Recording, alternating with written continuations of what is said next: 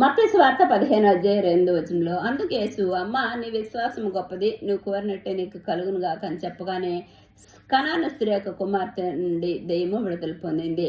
యేసు అత్యంత ఉన్నతంగా మెచ్చుకున్న విశ్వాసము కనాను స్త్రీ యొక్క విశ్వాసం. ఎందుకంటే యేసయ్య దగ్గరకు వచ్చినప్పుడు బాధ, వేదన, రోదనతో ఉన్నది. గృహానికి సంతోషంగా వెళ్ళింది. ఆమె యొక్క బాధనలోంచి ఆమె చేసిన విజ్ఞాపన, ప్రార్థన, ప్రభు పాద సన్నిధి, అన్ని జనులకు ఒక రక్షణ ఉందని, ఏసునామంలో స్వస్థత ఉందని, యేసయ్య నామానికి ఎంతో మహిమను తీసుకొని వచ్చింది.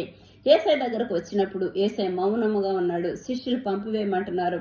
సమస్య వైపు చూడట్లేదు, శిష్యుల వైపు చూడట్లేదు, నిందల వైపు చూడట్లేదు. కానీ యేసయ్య పాదాలు పట్టుకొని యేసయ్య దగ్గర విడుదలుందని నిరూపించింది. కాబట్టి ఏ సమస్యలో ఉన్నావో, దుఃఖము, వేదనలు, సమస్య వైపు చూడొద్దు, నీ చుట్టూ నిందించే వాళ్ళ వైపు చూడొద్దు. కానీ ప్రభు పాద సన్నిధికి వెళ్ళి నీ సమస్యల ప్రభుని ఆహ్వానించు, విడుదల పొందుకో, స్వస్థత, విడుదల కలుగుతుంది.